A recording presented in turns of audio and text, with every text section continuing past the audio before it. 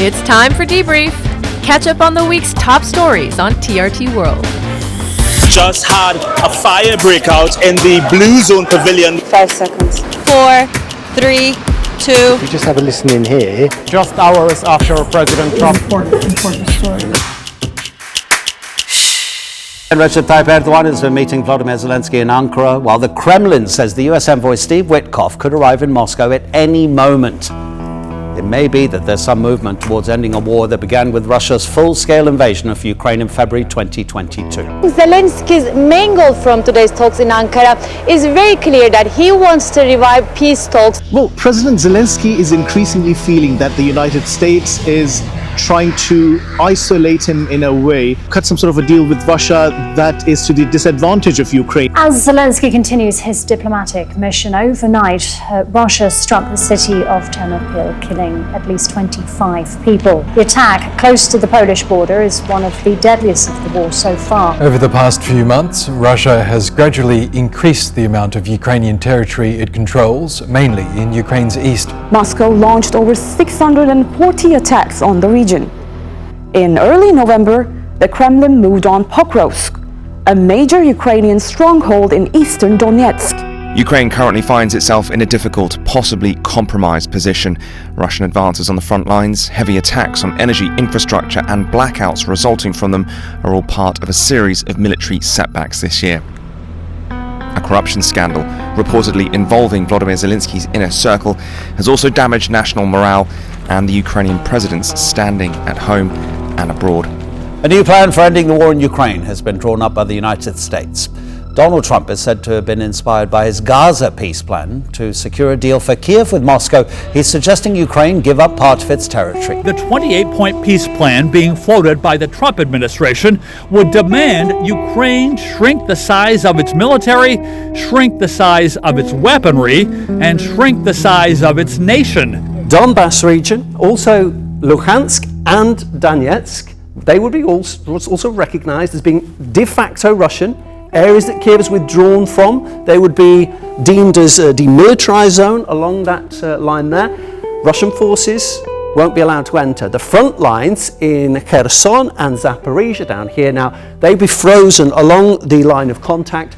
And Ukraine would have to reduce its army to 600,000. NATO wouldn't be able to station troops, but Kiev would receive reliable security guarantees, but the plan doesn't specify what they are. A proposed peace plan by the US and Russia, endorsed by Donald Trump, has caught Kiev on the back foot. No involvement in the negotiations, nor any from Europe, has seen the proposals amount to what some have called a capitulation to Russia. Now is one of the most difficult moments in our history.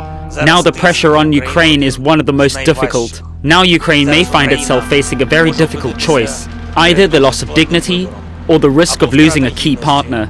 Either the difficult 28 points or an extremely difficult winter. US President Trump has set a Thursday deadline for Ukraine to accept an American peace proposal. If Kiev does not want to discuss President Trump's proposals and refuses to do so, then both they and the European warmongers must understand that the events that took place in Kupiansk will inevitably be repeated in other key areas of the front line.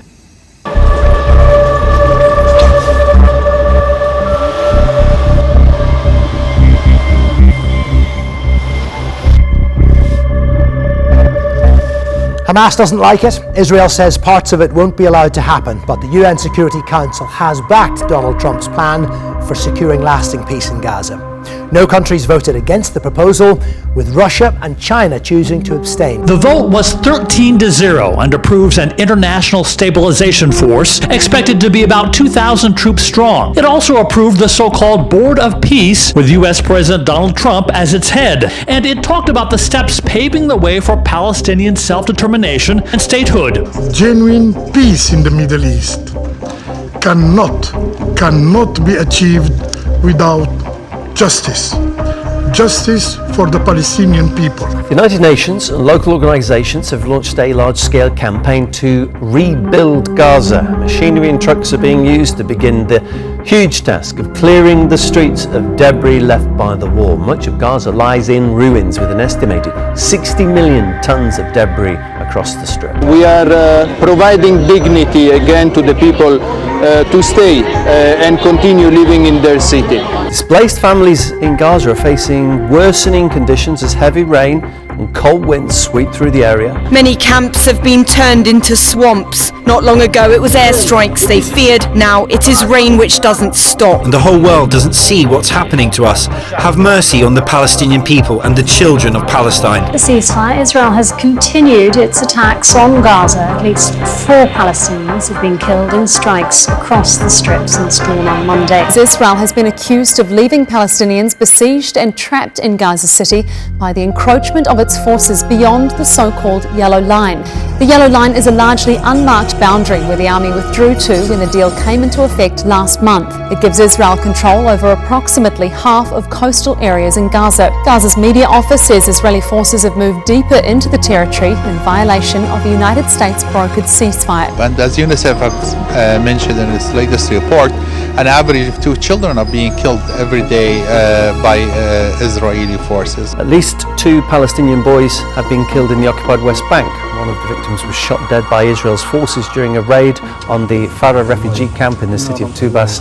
The other was killed earlier in the day in Nablus. Israel has announced plans to seize Sebastia, one of the largest and most historically significant sites in the occupied West Bank.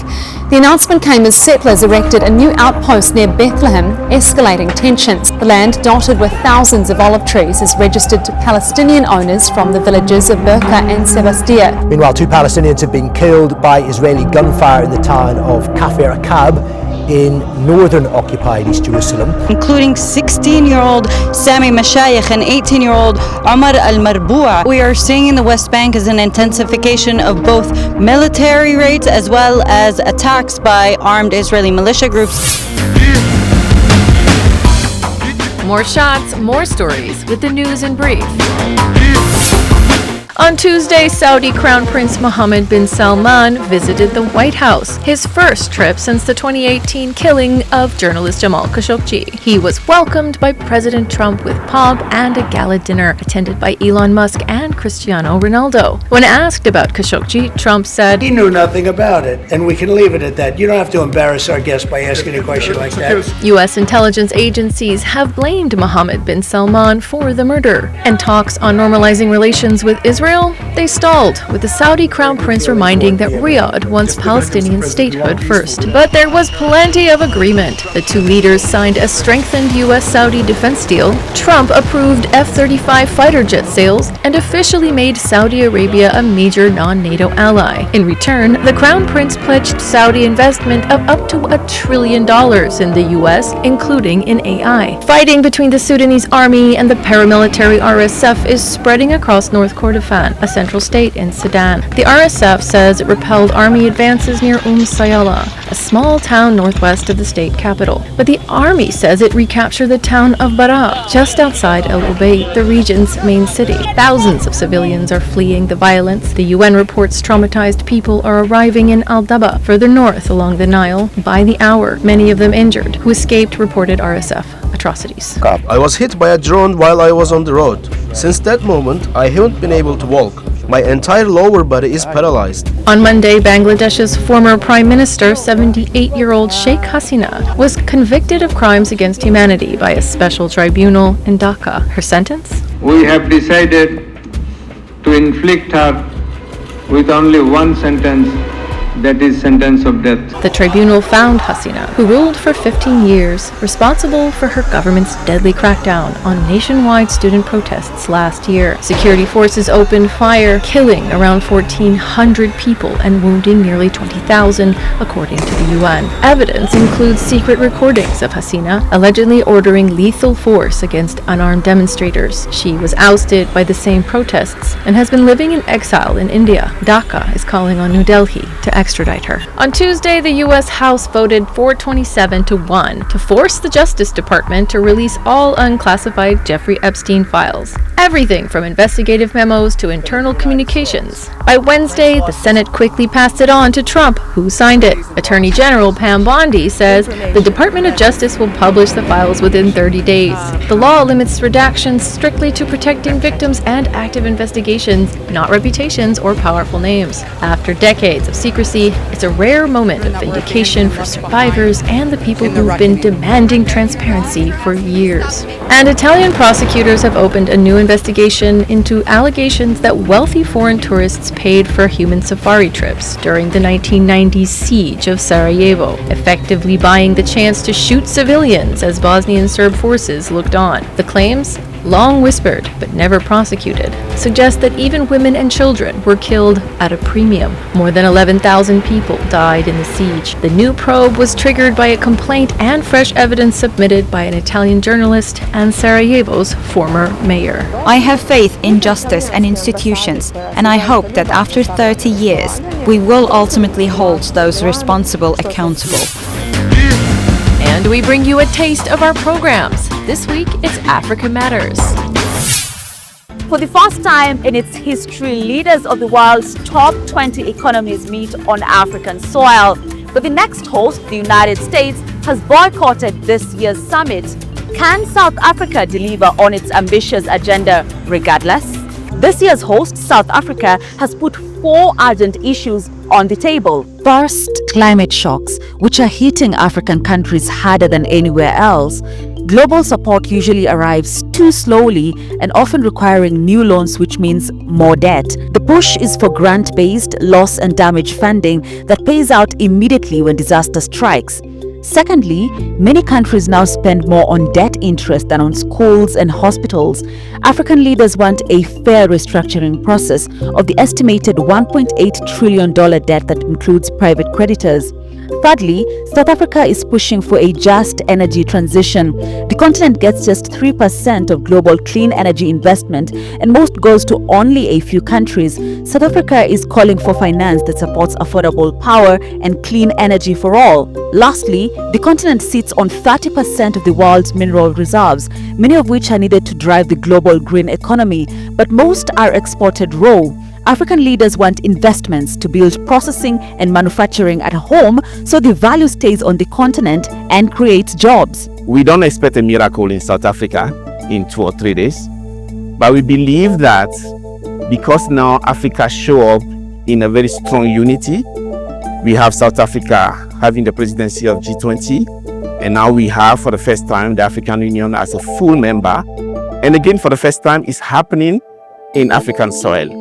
So Africa come very organized with clear issues on the table, and we believe that just because they are organized, because of the clarity they put together on issue they want to see, there will be a good step in the right direction.